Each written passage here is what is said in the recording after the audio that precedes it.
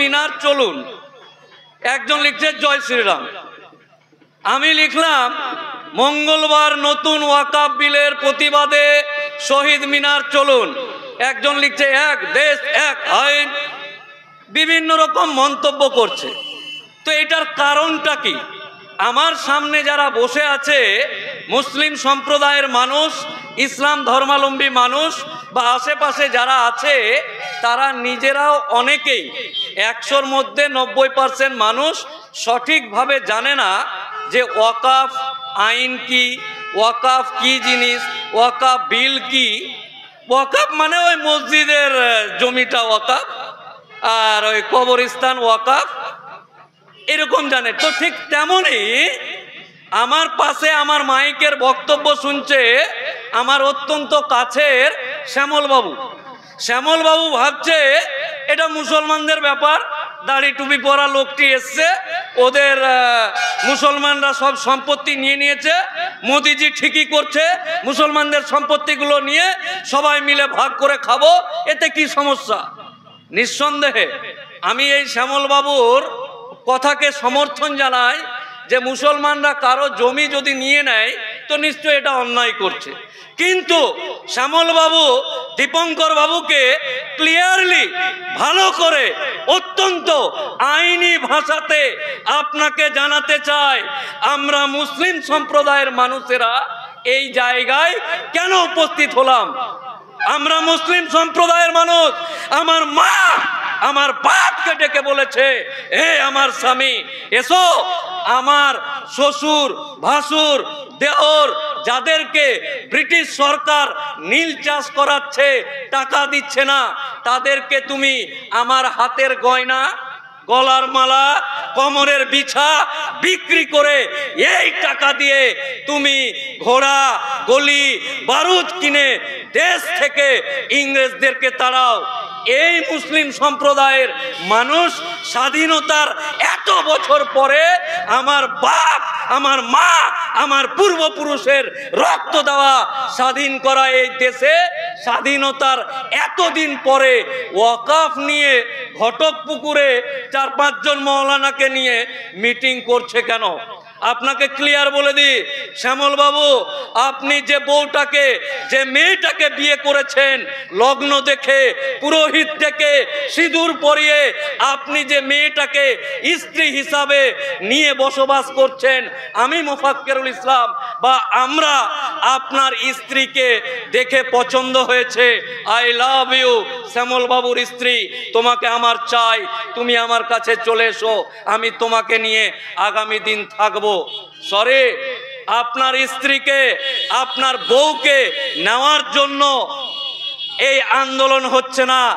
আমার বাপ আমার মা আমার আত্মীয় আমার পূর্বপুরুষেরা মাথার ঘাম পায়ে ফেলে পেটে গামছা বেঁধে দিন এনে দিনে ইনকাম করে যে সম্পত্তি দলিল খতিয়ান আরএসএস জেল নাম্বার দেখে যে সম্পত্তি কিনেছে, ওই সম্পত্তিটা আল্লাহর রাহে আগামী দিন মুসলিম সম্প্রদায়ের মানুষ, এই জাতি, এই দেশ, এই সমাজ এগিয়ে যাবে। ওই জন্য আমার বাপ যে জমিটা পেটে গামছা বেঁধে জমিটা কিনেছিল ওই জমিটা দান করেছে। ঠিক তেমনি আমি আমার স্ত্রীকে মোহরানা দিয়ে মৌলভী সাহেব ডেকে যাকে বিয়ে করেছি, আমার বউকে সরকার বলছে মোফাক্কেরুল ইসলাম তোমার বউটা দেখতে সুন্দরী, হাইকোর্টের উকিলের বউ, ওয়াহ আই লাভ ইউ, হাইকোর্টের উকিলের বউ আই লাভ ইউ, আমি সরকার আমার বউ, আমি তোমার বউকে পছন্দ করেছি, তুমি আমাকে দিয়ে দাও, আমি সরকার আমার পছন্দ হয়েছে, আমি তোমার বউকে নিব। এই শ্যামল বাবু দীপঙ্কর বাবু, আপনার স্ত্রীকে নিয়ে নেওয়ার জন্য এই আন্দোলন নয়, আমার স্ত্রীকে আমার বউকে যে বিয়ে করা বউটাকে আমি নিয়ে এসেছি সেটাকে সরকার বলছে আই লাভ ইউ, তুমি চলে এসো, আমার বউকে ব্যবহার করতে চাইছে। তাই নিজের স্ত্রীকে বাঁচানোর জন্য যে আন্দোলন করা হয়, ঠিক তেমনি আমার বাপের দেওয়া সম্পত্তি, আমার দাদুর দেওয়া সম্পত্তি, আমার খালুর দেওয়া সম্পত্তি, এই সম্পত্তিকে বাঁচানোর জন্য আন্দোলন। আচ্ছা, ওয়াকফ বোর্ড তো আছে, আজকে নতুন করে কি হলো, কেন হলো, কেন আন্দোলন করার প্রয়োজন হচ্ছে আপনাদেরকে একটু বলি। এই যে শ্যামল বাবু, দিলীপ বাবু, আপনাকে বলছি শুনে যান। আপনার মেয়েকে নিয়ে যদি আমি পালিয়ে যাই, আপনার মেয়েকে নিয়ে পালিয়ে গিয়ে বাইরে কিছুদিন থেকে প্রেগনেন্ট করে দিলে, আপনি যেমন আপনার লোকাল থানাতে মামলা করবেন, উকিল বাবু আমার বেটিকে নিয়ে পালিয়ে গেছে না বলে আর প্রেগনেন্ট করে দিয়েছে, আমার উপরে কিডন্যাপিং এবং ধর্ষণের মামলা করে এই ঘটকপুকুর থানায় বা ভাঙড় থানায় মামলা করে বারুইপুরে আমাকে কাঠগড়া পরিয়ে নিয়ে যাবেন, ঠিক তেমনি ওয়াকফ সম্পত্তি বা আমার বাপের সম্পত্তি, আমার দাদুর সম্পত্তি রক্ষা করার জন্য নির্দিষ্ট আইন আছে। যেমন আপনার বেটিকে নিয়ে পালিয়ে গেলে আপনি থানায় যাবেন, ঠিক তেমনি এই সম্পত্তিগুলোকে যদি আমার বাপ আজ থেকে 10 বছর আগে 10 বিঘা জমি দিয়েছিল কবরস্থানের জন্য, আমার বেটা পরে বলছে যে দাদর জমিটা 10 বিঘা দিয়ে দিয়েছে, দামি জমি, আমি 2 বিঘা নিয়ে নিতে চাইছি আর 8 বিঘা বেচে দিব, আপনারা আমাকে দিয়ে দিন। তো ওই সমস্ত নাতির জন্য, ওই সমস্ত পোতার জন্য বা যারা ওয়াকফ সম্পত্তি লুট করতে চায় তাদের মতো মানুষের জন্য ওয়াকফ বা ভারতবর্ষের সংবিধান একটা নির্দিষ্ট আইন আছে। আর কাকুরগাছির কাছে এই রাজ্যের কোনো সম্পত্তি যদি কেউ হরপ করার চেষ্টা করে তার জন্য আদালত আছে। তাহলে বোঝা গেল সব ঠিক ছিল, স্বাধীনতার পর থেকে আজ অবধি সমস্ত কিছু ঠিক আছে। হঠাৎ করে কেন এই আন্দোলন করার প্রয়োজন হলো? আপনি সহ দীপঙ্কর বাবু, আপনাকে বলছি ভুল বুঝার ব্যাপার নাই, শহীদ মিনার চলো জয় শ্রীরাম লিখার ব্যাপার নাই, আপনি একটু ক্লিয়ার হয়ে যান। আর আপনাদেরকে বলছি আজকে বাড়িতে গিয়ে ফেসবুক, হোয়াটসঅ্যাপ, টুইটার যা আছে, পেপার, পত্রিকা, রেডিও, টিভি দেখে আপনারাও একটু জেনে নেবেন ওয়াকফ জিনিসটা কি। ওয়াকফ না জেনেই হুক্কা হুয়া করলে কাজে আসবে না। তাই আমার প্রিয় বাবা, আমি যে মানুষটার ঔরসে, যার পানিতে আমি জন্মগ্রহণ করেছি, আমার শ্রদ্ধেয় আব্বাজান, আমার আব্বাজান যদি মারা যায়, আমরা এখানে যারা বসে আছি তাদের আব্বাজান যদি মারা যায়, কোন কবরস্থানে মাটি হবে? এই কবরস্থানের ডান দিকে কার জমি, বাম দিকে কার জমি, পূর্ব দিকে কার জমি, পশ্চিম দিকে কার জমি, আমাদেরও হুঁশ নেই, খেয়াল নেই। বাপ মরলো, বউ মরলো, বেটি মরলো, চাচা 3 জন আসলো কবরস্থানে, মসজিদের মাইকে আওয়াজ হলো জামালের বাপ মারা গেছে।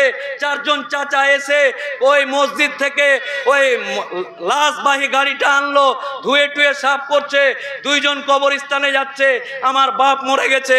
আমি কাঁদতে কাঁদতে কবরস্থানে গেলাম আর কাঁদতে কাঁদতে চলে আসলাম। আমার বাপের কবর যেখানে সাহিত্য আছে আমরাও জানি না, যে কবরস্থানে আছে ওই কবরস্থানের জমি কতখানি, জায়গা কতখানি, ডান দিকে কি আছে, বাম দিকে কি আছে। তাই আপনাদেরকে অনুরোধ করব, শ্যামল বাবুর সাথে সাথে তিনি যেমন ওয়াকফ সম্পত্তিকে ভুল বুঝে বাপের সম্পত্তি মনে করছে, ঠিক তেমনি আপনাদেরকেও আপনার সম্পত্তির খতিয়ান, আপনার সম্পত্তির হিসাব নিকাশ আপনাদের কাছে রাখতে হবে। না হলেই এইরকম সরকার ভাবছে এদেরই তো খোঁজ নাই, নিয়ে নে এরা কি করতে পারবে, এইরকম ব্যাপারটা হয়ে গেছে। ওয়াকফ সব ঠিক ছিল, আইন ছিল, দেশ স্বাধীন, এই স্বাধীন, সব ঠিক। হঠাৎ করে আজকের ডেটে 2024-এ এটা করতে হচ্ছে কেন? এই যে আমার পিছনে অটো, টোটো, সামনে বাস চালাচ্ছে আব্দুল আলিম, বাস চালাচ্ছে রফিকুল, বাস চালাচ্ছে জয়নাল। তাদেরকে বলছে, জয়নাল, এই রফিকুল, আব্দুল খালেক, তোর বাপের কবর বাঁচাতে এসছি রে, তোর বাপের কবর বাঁচাতে এসছি। মোফাক্কেরুল ইসলামের বাপ, মোফাক্কেরুল ইসলামের আব্বা যদি মারা যায়, তাহলে মোফাক্কেরুল ইসলাম কলকাতা হাইকোর্টের উকিল, নেটওয়ার্ক, চেন, বিভিন্ন রকম সম্পর্কে তার বাপকে কবর দিতে কোনো রকম অসুবিধা হবে না।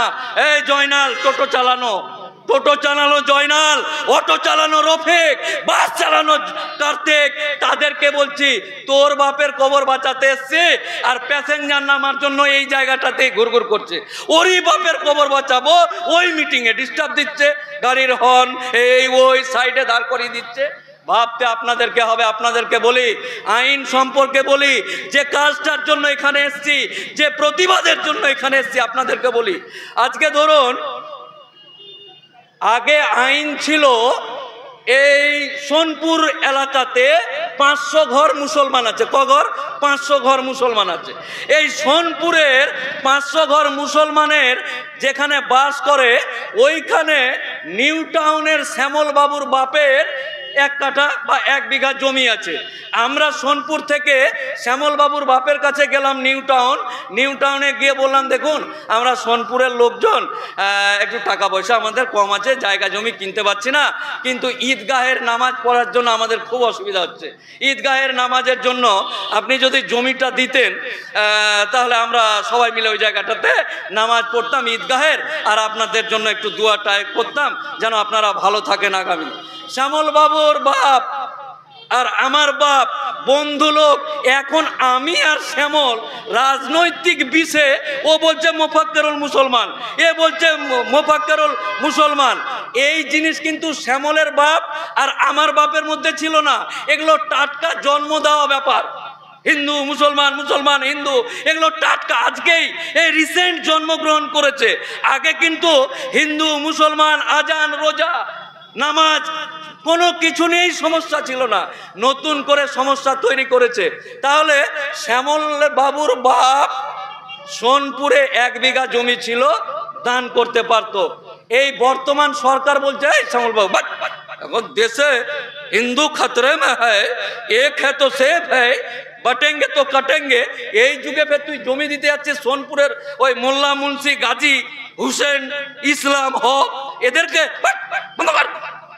আইনে বলছে শ্যামল বাবুর বাপ সোনপুর বাজারে জমি দিতে পারবে না। ভালো কথা, নিব না। আমরাই কোনো মতন গামছা পেতে, কাদা হলেও বৃষ্টি হলেও নামাজ পড়ে নিব। কিন্তু এই সরকার বলছে শ্যামল বাবুর বাপ জমি দিতে পারবে না। কিন্তু আমাদের যে ঈদগাহ আছে, ঈদগাহ কমিটিতে 12 জন মেম্বার আছে। 12 জন মেম্বার আছে। এই ঈদগাহ কমিটির 12 জনের মধ্যে 2 জন অমুসলিম বা শ্যামল বা বিমলকে রাখতে হবে। তো আমাদের তো আপত্তি হওয়ার কথা নয়। শ্যামল থাকলো, ঈদগাহ কমিটিতে আবার কি আছে? মসজিদ কমিটিতে, ঈদগাহ কমিটিতে, কবরস্থানের কমিটিতে, দরগা, মাজার, খানকা, কোন জায়গাতে শ্যামল এবং বিমলেরা যদি আমাদের কমিটিতে আসে, আপত্তি নেই, নেই, নেই, নেই। আমি মোফাক্কেরুল ইসলাম আল্লাহকে সাক্ষী রেখে বলছি, কোনো অসুবিধা হবে না। তাহলে প্রশ্ন কেন, আন্দোলন কেন? শ্যামল বিমলের কে নিয়ে আপত্তি নয়, এই নোংরা মানসিকতা। কোন নোংরা মানসিকতা? না তো কর্ণাটক হাইকোর্টের জজ বিচার করছে, মার্ডার কেসের আসামি, ভাঙড়ের পাশের এলাকা ধরুন, বলছে ও ওই পাকিস্তান এলাকাটার পাশে এই আসামিটার বাড়ি। তাহলে ভাবুন, একজন সংবিধানে হাত রেখে কসম খাওয়া একটা হাইকোর্টের জজ মুসলমান এলাকাকে যদি বলে পাকিস্তানের এলাকার পাশের লোকটা, তাহলে ওই লোকটার কাছে যদি ভাঙড়ের আব্দুল লতিফের মুরগি চুরির মামলাটা ওই জজের কাছে যায়, তাহলে ওই জজ কি রায় দিবে? শ্যামলের সাথে আমাদের আপত্তি নাই, বিমলের সাথে আপত্তি নয়। এই যে নোংরা মানসিকতা, এই মানসিকতাকে আপত্তি। তাই বলছি, আমার বাপের দেওয়া জমি, আমার দাদুর দেওয়া জমি, আমরা নামাজ পড়ব, আমরা কবর দিব, কাউকে মাতব্বরি করতে দেওয়া যাবে না। এই জন্যই আমরা প্রতিবাদ করছি। এই গেল এক। তাহলে ওরা জমি দিতে পারবে না, ওরা আবার 2 জন মেম্বার হবে। এ গেল 2। 3 নম্বর পয়েন্ট হচ্ছে এই দক্ষিণ 24 পরগনার ডিএম বা কালেক্টর আলিপুরে বসে আলিপুর থেকে মালঞ্চ যাচ্ছে চিংড়ি মাছ, গলদা চিংড়ি কিনতে। কোথায় যাচ্ছে? গলদা চিংড়ি কিনতে মালঞ্চ। কে যাচ্ছে? দক্ষিণ 24 পরগনার ডিএম বা কালেক্টর। এই সরকার কালেক্টর বা ডিএম কে যে পাওয়ারটা দিচ্ছে, সংক্ষেপে বোঝানোর চেষ্টা করি। আলিপুরের ডিএম যাচ্ছে মালঞ্চ গলদা চিংড়ি কিনতে, যেতে যেতে বলছে ঘটকপুকুরের এই পাশে যে মসজিদটা আছে অনেকটা পার্কিং করার, গাড়ি পার্কিং করার অনেক জায়গা আছে। আহ কিতনা সুন্দর হ্যায় মসজিদ, हमको चाहिए। যদি বলে ডিএম বলে এই মসজিদ हमको चाहिए, ये मदरसा हमको चाहिए, ये ईदगाह हमको चाहिए, ये কবরস্থান हमको चाहिए, তাহলে ডিএম কিন্তু ওইটা নিতে পারে। কিরকম করে বলি, চিংড়ি কিনতে যাচ্ছে, দেখলো ইয়ে হামকো চাইয়ে, মনে মনে হয়ে গেল বাপরে। কারণ আমরা ইসলাম ধর্মাবলম্বী মানুষ, মুসলমান মানুষ, নিজের পেটে গামছা বেঁধে হলেও টোটো ভ্যান রিক্সা চালালেও আমার পাড়াতে যে মসজিদটা আছে জিভ দিয়ে চাটা যাবে, এত পরিষ্কার। আমার বাড়ি ইন্দ্রাবাসের, আমার বাড়ি তিরপলের, আমার বাড়ি কাদামাটির, কিন্তু আমার আল্লাহর ঘর অত্যন্ত সুন্দর, অত্যন্ত পবিত্র, অত্যন্ত পরিষ্কার করে আমার আল্লাহর ঘরকে আমরা রাখি।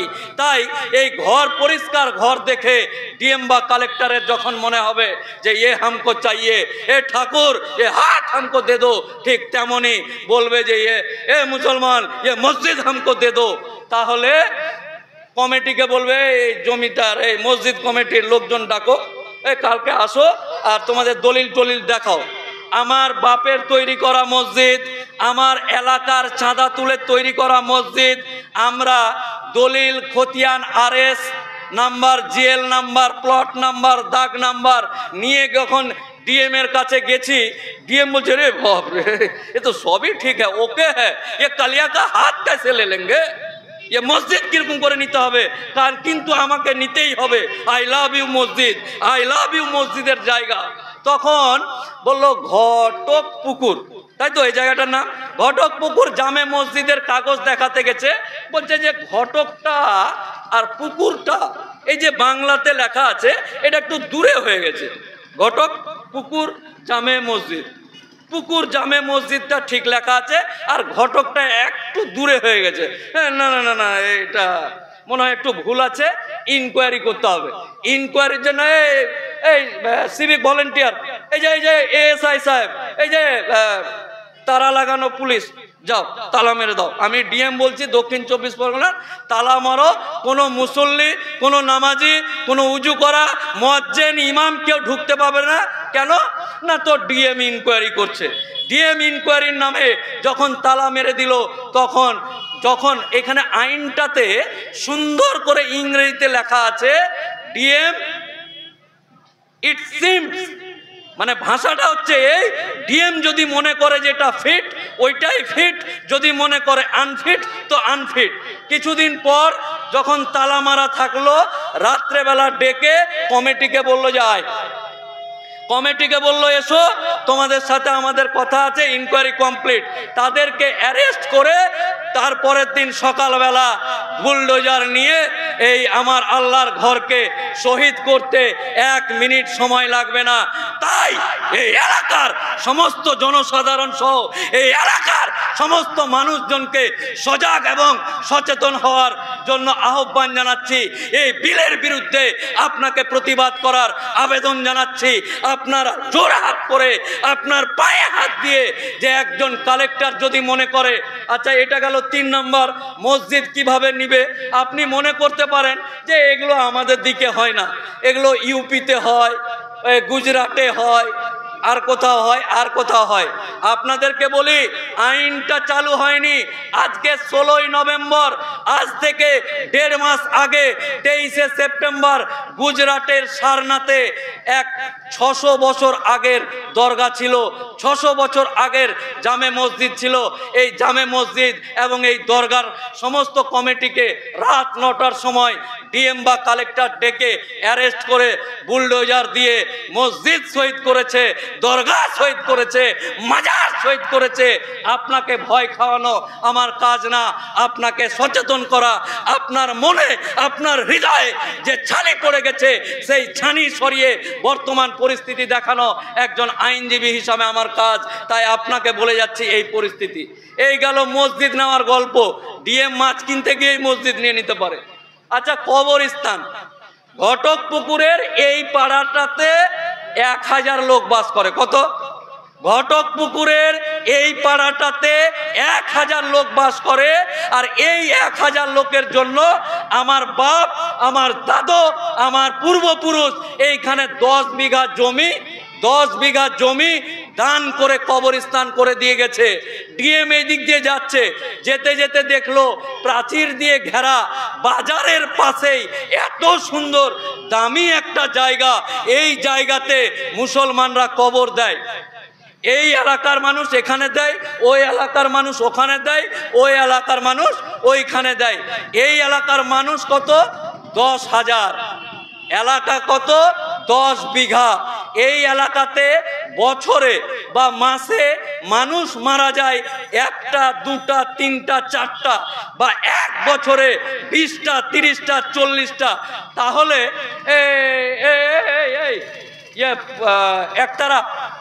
একতারা পুলিশ, দোতারা পুলিশ যা গিয়ে ওই কবরস্থানটাতে 10 বিঘার যে জায়গাটা আছে ওই জায়গাটাতে একটা 4 কাঠার দাগ দিয়ে দে, 4 কাঠার দাগ দিয়ে দে। আর ওই দাগের মধ্যে 1টা 2টা মানুষ মরে 10 বিঘা জায়গা ধরে বসে আছে। কাগজপত্র দেখে ডিএম ওই 4 কাঠা জায়গাকে আপনার বাপের কবর দেওয়ার জন্য, আপনার দাদুর কবর দেওয়ার জন্য ওই 4 কাঠাকে ঘিরে বাকি 9 বিঘা জায়গাতে এই যে বাস টোটো ভিড় করছে, এই ভিড় বলবে যে ওখানে বাস স্ট্যান্ড কর। এই পাওয়ার সরকার দিচ্ছে। তাই আপনার বাপের কবরে এই যে 30 বছর আগে চাচাজি আপনার বাপ মারা গেছে, আপনার মা মারা গেছে, যার পেট থেকে আপনি হয়েছেন, ওই মা ওই বাপের কবরে যেন বাসের গাড়ির চাকা টোটোর চাকা না ঘুরতে পারে, তাই আপনাকে সজাগ করতে এসেছি, আপনাকে সচেতন করতে এসেছি। ওই 10 বিঘা জায়গাতে 4 কাঠা আলাদা করে ওই জায়গাতে যদি বাস স্ট্যান্ড করে, তাহলে খৈনি কচলাতে কচলাতে যারা আপনার বিরোধিতা করছে, ওয়াকফ নিয়ে নে, দিয়ে দে, ফেটে দে, কেটে দে, ওরা বলবে ঠিকই তো হচ্ছে, ফালতু ফালতু এত মানে জায়গা, বাস স্ট্যান্ড হচ্ছে, ভালোই হচ্ছে, সমাজের কাজ হবে, এখানে গ্যাঞ্জাম হচ্ছে। তো যারা হাসার তারা হাসবে। আপনাকে বলে যে বলতে চাইছে যে 10 বিঘা জমির কবরস্থান নিয়ে 4 কাঠা দিবে, উন্নয়ন হবে, তাদেরকে বলি আমার বাপ, আমার দাদু, আমাদের প্রত্যেকের দেহে নবাবের ছেড়ে যাওয়া বংশধর, নবাবের ছেড়ে যাওয়া বংশধর, বাঘের বাচ্চা বাঘ। এবং আমাদের মানসিকতা এবং উদারতা, আমাদের উদারতার উদাহরণ দিয়ে দিই। খৈনি কচলানো আর যে বলছে যে এটা তো ভালোই হবে, তাকে বলছে আমার বাপ, আমার দাদু নবাবের ছেড়ে যাওয়া বংশধর। আমার বাপকে এই এলাকার মানুষ যখন গিয়ে বলল আমার মাকে, আমার বাপকে কবর দিতে পারছি না, হাজি সাহেব, হুজুর সাহেব, কিবলা সাহেব, ভাইজান, দাদা যান, চাচা যান, আপনার ওই জায়গাটা দিলে ভালো, তাই নাকি রে? কবরস্থান করবি? আমার বাপ নবাবের ছেড়ে যাওয়া বংশধর। আমার বাপ বললো যে এই ঘটক পুকুরের দক্ষিণ এলাকার লোকজন যা, ওইদিকে জায়গা পড়ে আছে, ধান টান হয় না, তোদের যেখানে ইচ্ছা হবে নিয়ে নে। আর আমরাও গিয়ে কোনো মাপ টাপের ব্যাপার নয়, ইঘা বিঘা কাঠা শতকের ব্যাপার নয়, যেখানে ইচ্ছা হলো আল্লাহর রাহে আমার বাপ দান করলো, আর আমার চাচারা আল দিয়ে ঘিরে কবরস্থান করেছে। আমাদের উদারতা, আমাদের মানসিকতা, ছেড়ে যাওয়া সম্পত্তির এক একটা বিবরণ যদি আপনাদের সামনে আমি দিতে পারতাম, তাহলে আপনারা আশ্চর্য হতেন এবং চৌকান্বিত হতেন। তাই আপনাদের সকলকেই বলছি, যেমন শ্যামল বাবু জানে না, তেমন আপনারাও জানেন না ওয়াকফ কি। আপনারা আজকেই গিয়ে ওয়াকফ সম্পর্কে সচেতন হয়ে অন্য মানুষ, আমার এক চাস্তো ভাইকে বলছে এই উকিলটা ওই যে নাক বড় গাল ছোট সেদিন ঘটক পুকুরে কি ওয়াকফ করছে রে? হ্যাঁ আমিও জানি না, ওইগুলো আমার বাপ দাদুর জমিটা আমার হতে পারে না। মানে আমার চাস্তো ভাইও জানে না, আমার চাস্তো ভাইয়ের বন্ধু দীপঙ্কর ওও জানে না। তাহলে যে জানে না যেমন করে বুঝালো, আর ও ভাবলো যে আমার বউকে টেনে নেওয়ার আন্দোলন করছে। না, আমার বউকে সরকার টেনে নিচ্ছে, তার আন্দোলন করছি। তাই আপনাদের রাগ হওয়ার কথা নয়, আপনাদের আমাদের সহযোগিতা করার কথা। ব্রাদারান ইসলাম অত্যন্ত আদব এবং অত্যন্ত সম্মানের সুরে আপনাদেরকে বলি, আমার সামনে বসে থাকা বাবাজি, চাচাজি, কাকাজি, হাজি সাহেব, মোল্লা, মুন্সি, গাজী সাহেব, আপনাদেরকে বলছি আপনার বয়স এখন 67। কত? 67, 62, 63। আপনি এই জয়নাল হাজির কথা বলছি, জয়নাল হাজি সাহেবের বয়স এখন 67। যখন জয়নাল হাজি সাহেব 22 বছরের লোক ছিল, 22 বছরের লোক, হাজি সাহেব হজ করেনি, দাড়ি রাখেনি, টুপি পরেনি, তখন তো একেবারে এরকম ব্যাপার। যখন বারুইপুর যেতেন তখন বারুইপুরের লোক বলতো ঘটকপুকুর থেকে জয়নাল এসছে, সরে যা, ঘটকপুকুর থেকে জয়নাল এসছে, জয়নাল দাদা। আর এই জয়নাল চাচা এখন বেঁচেই আছে, যুবক আছে, জ্যান্ত আছে, মরে যায়নি, কবরে যায়নি। তার এই বয়সটাতেই কত কি হয়ে গেল। তাহলে আপনি যে আমাকে আর আমার বেটাকে রেখে মরবেন, কোন পৃথিবী, কোন সমাজ, কোন দেশ নিয়ে রেখে মরছেন, এটা আপনাকে ভাবতে হবে। আপনি যুবক ছিলেন, এলাকায় যেতেন, এক হাত মাটি বসে যেত, আর আপনি নিজেই এখন বারুইপুর যাচ্ছেন মাস্ক দিয়ে দাড়িটিকে ঢেকে নিয়ে। তাই সজাগ এবং সচেতন আপনাকে ভাবতে হবে, কোন রাজ্য, কোন দেশ আপনি দিয়ে যাচ্ছেন।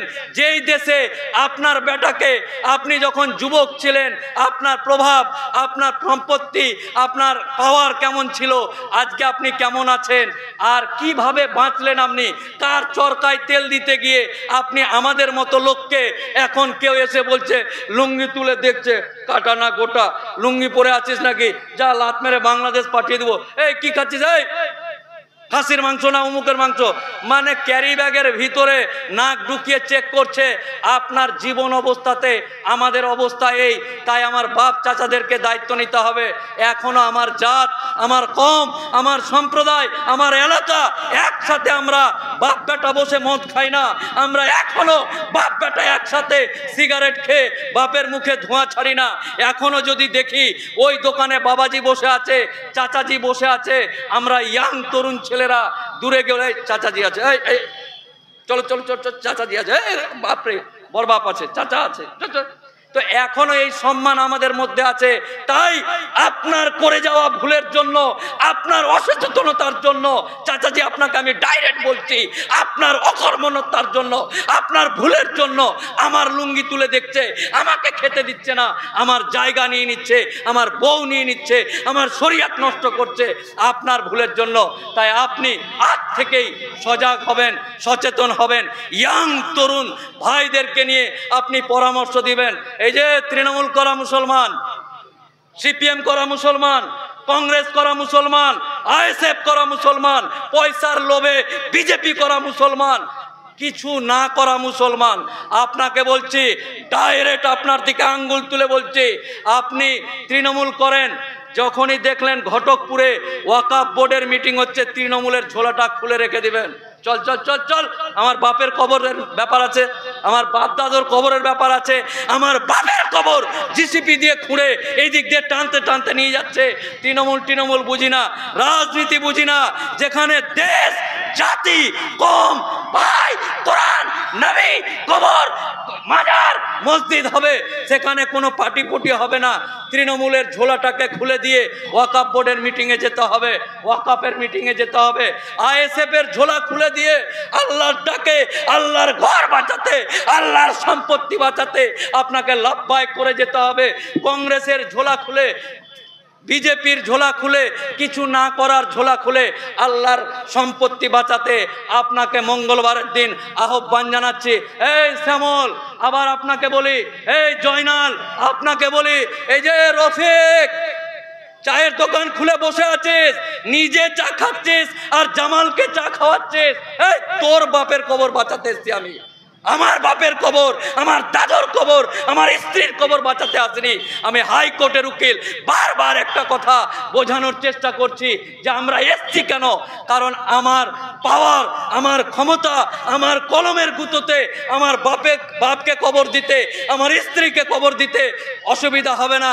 জয়নাল, চায়ের দোকানদার, তোর বাপ যার ঔরসে তুমি জন্মগ্রহণ করেছো, মরার পর লাশ যেন ঘাড়ে করে না নিয়ে ঘুরতে হয়, ওই জন্য তোর বাপের কবর বাঁচাতে এসছি। এলাস দুঃখ, আমার জাত আমার কমকে আমি বোঝাতে পারলাম না, যেখানে সকলের উপস্থিত হয়ে নিজের বাপ দাদর কবর, নিজের মাজার, নিজের মসজিদ, নিজের খানকা, নিজের দরগা বাঁচানোর কথা ছিল, আপনারা কেউ না এসে যারা আমার বাবাজির টাইপের লোক আছে তারা এখানে উপস্থিত হয়েছে। আপনাদেরকে অত্যন্ত সম্মানের তাগিদে, অত্যন্ত সম্মান জানিয়ে আপনাদের সকলকেই আবার জেগে উঠার আহ্বান জানাচ্ছি। এই যে কিছুক্ষণ আগে কামরুজ্জামান ভাই বলল যে মুসলিম সম্প্রদায়রা কিয়ামতের আগের দিন পর্যন্ত কাউকে ভয় পায়নি, পাবে না, আগামীতেও পাবে না ইনশাআল্লাহ। তাই এইসব মিস কল মেরে আমাদের ভুল বুঝাবুঝির কারণে, আমাদের অজ্ঞতার কারণে, আমাদের সচেতনতার কারণে আমাদের মাথায় পা রেখে অন্য কেউ ফল খাওয়ার চেষ্টা করছে। তাই আমরা যদি একবার মাথা নাড়া দিই তাহলে মাথা থেকে পড়ে গিয়ে নিচে পড়ে পা পিছলে যাবে, দাঁত ভেঙে যাবে।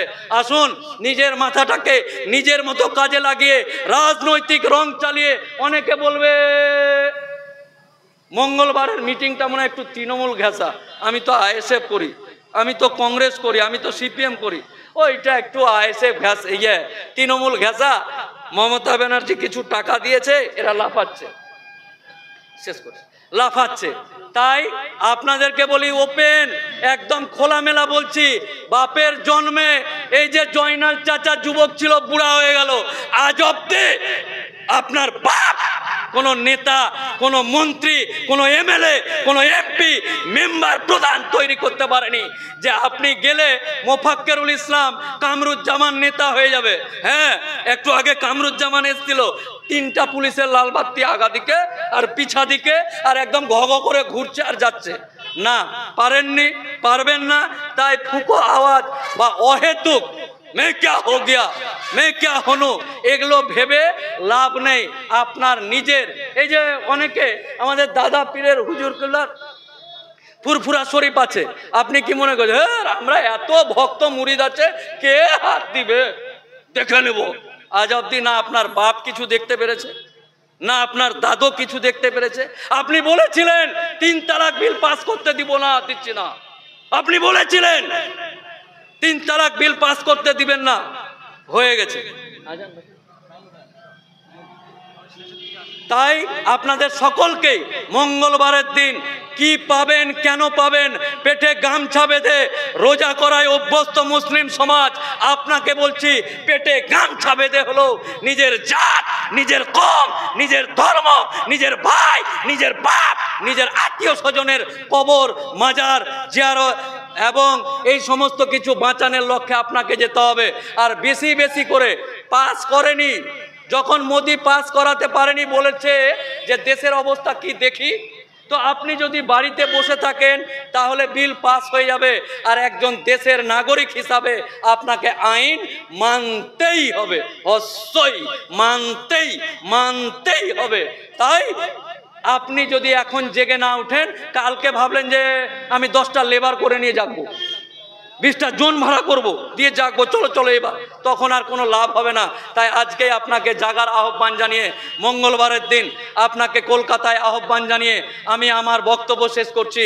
মহান আল্লাহ তাআলা এই এলাকার ঘটকপুকুরের মানুষের উপর আমাদের ভুল বুঝাবুঝির কারণে মহান আল্লাহ তাআলা যেন আমাদের কাছ থেকে রহমতের হাত না উঠে নেয়। হে আল্লাহ, আমরা পাপী তাপী মানুষ, আমাদের অকর্মণ্যতা, আমাদের অসচেতনতা, আমাদের ভুলের জন্য আমাদের আগামী প্রজন্ম যারা আসবে, আপনার রহমতের হাত যেন আমাদের কাছ থেকে না যায়, এই দোয়া রেখে, এই আবেদন রেখে আপনাদের প্রত্যেকের কাছে আমি আমার বক্তব্য শেষ করছি।